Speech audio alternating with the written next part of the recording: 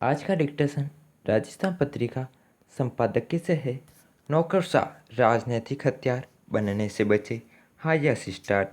पश्चिम बंगाल में यास तूफान को लेकर प्रधानमंत्री नरेंद्र मोदी की बैठक में मुख्यमंत्री ममता बनर्जी के देरी से आने से उठे विवाद में मुख्य सचिव अलापन बंदोपाध्याय भी फंस गए।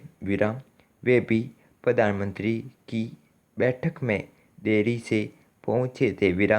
बाद में केंद्र सरकार ने CS अलापन को दिल्ली बुलाकर उनकी सेवाएं केंद्र से जोड़ दी। केंद्र के तबादला आदेश के बाद CS दिल्ली नहीं गए और इस्तीफा दे दिया। उन्हें ममता बनर्जी ने अपना सलाहकार बना लिया। गौरतलब है कि उन्हें 21 मई को सेवानिवृत्त होना था, लेकिन पश्चिम बंगाल की ममता सरकार की सिफारिश पर उनका सेवाकाल 3 माह के लिए बढ़ा दिया गया था। राज्य में कोरोना महामारी से निपटने में उनके अनुभव को देखते ममता सरकार ने यह सिफारिश की थी। यह अलग बात है कि विवाद के चलते उनको इस्तीफा देना पड़ा। पैरा इस पूरे घटनाक्रम में नौकरशाहों के राजनीतिक दलों के प्रति झुकाव को लेकर फिर सवाल उठे। यह संदेश गया है कि नौकरशाह सत्ताधारी दलों के हथियार बन रहे हैं। जब पश्चिम बंगाल के CS के रूप में अलापन बंदोपाध्याय का कार्यकाल बढ़ाया गया, तब भी यह आरोप लगे कि वे सत्तारूढ़ दल के कार्यकर्ता के रूप में काम कर रहे हैं। हालांकि यह पहला मामला नहीं है।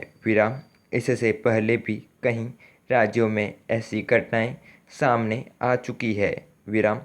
सवाल यह है कि आखिर नौकरशाहों को राजनीतिक दलों का हथियार बनने की ज़रूरत क्या है। राजनीतिक करने का काम राजनीतिक दलों का है।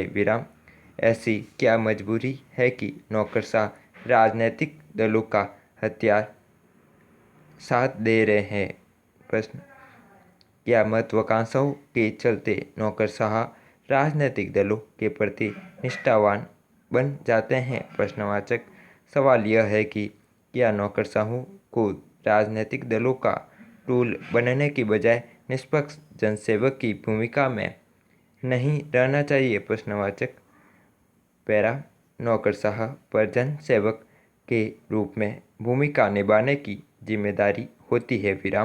किसी खास राजनीतिक दल के प्रति निष्ठा रखना उसका काम नहीं है। मुश्किल यह है कि नौकरशाह मलई के पद पाने के लिए अपनी सीमा का उल्लंघन करते रहते हैं। यही वजह है कि नौकरशाहों की कार्यप्रणाली संदेह के घेरे में दिखाई देती है। उनका समर्पण उस सेवा के प्रति होना चाहिए जिसके प्रति वे नियुक्त हुए हैं, लेकिन नौकरशाहों में ऐसी प्रवृत्ति का अभाव नजर आ रहा है। यह स्थिति लोकतंत्र के लिए बेहद खतरनाक है। ऐसे में ईमानदार एवं कर्तव्यनिष्ठ अफसर भी हतोत्साहित होते हैं। बेहतर हो कि इसे बदलने की पहल हो। इसकी शुरुआत भी नौकरशाही को ही करनी होगी। Full stop.